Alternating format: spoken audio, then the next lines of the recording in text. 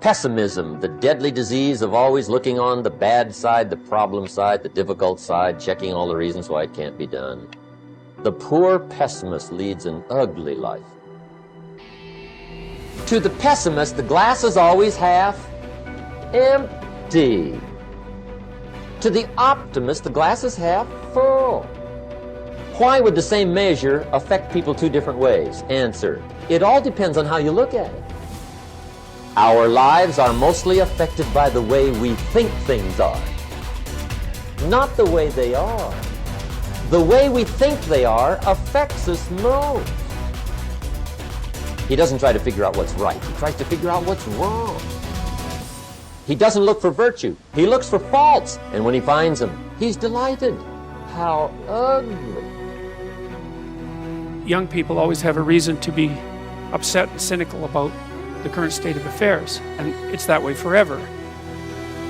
And it's easier just to accept that, because there's also a positive element, and the positive element is, well, you've been granted something rather than nothing, and maybe you haven't been granted pure hell, because especially in a culture like ours where many things actually function quite well, so there's room for gratitude there. Even if it's a broken machine, it's not one that's completely devastated, and it's not absolutely hell-bent at every second on your misery and destruction. And it easily could be, because many societies are like that. And so the fact that we happen to live in one that isn't corrupt beyond imagining is something to be eternally grateful for. And the affirmation for this principle is, I am deeply thankful for all that I've received, and I enjoy giving to others in the spirit of love and service. This is a very important part, not only of being able to show up in your life what it is that is the fulfillment of your heart's desire, but it is also a beautiful way to begin living your life every day. There's an old saying that says, if you're not generous when it's hard, you will not be generous when it's easy. The healthiest of all human emotions is gratitude. I said, you go down that list.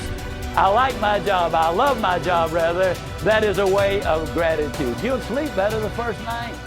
Tomorrow morning, when you get up, get back in front of the mirror just before you go to work.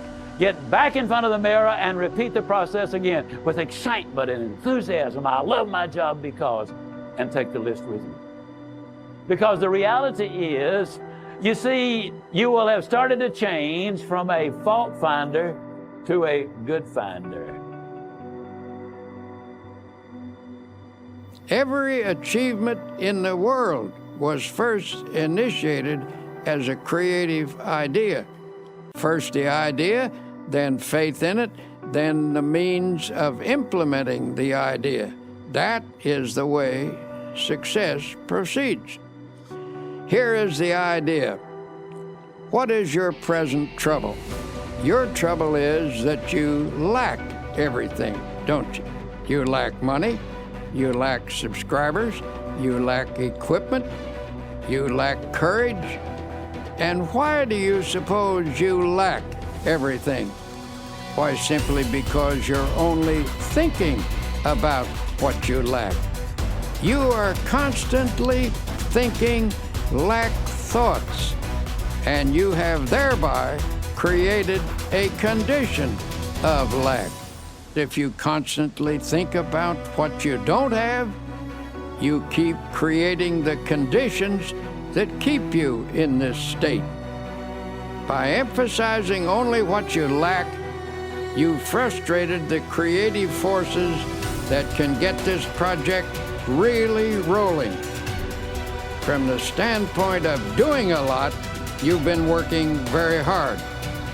But you fail to do the one all-important thing that will lend power to all your other efforts. You have not employed positive thinking. To correct the situation, to reverse the mental process, and begin to think, instead of lack, to think prosperity, achievement, and success. Don't hold on to the mental pictures of difficulties and failures. Lift your mind above them and visualize instead powers and achievements. When you elevate your thoughts into the realm of attainment, you look down on your problems rather than up at them, and thus you get a more encouraging viewpoint. Always come up over your problems mentally. Never approach a problem from below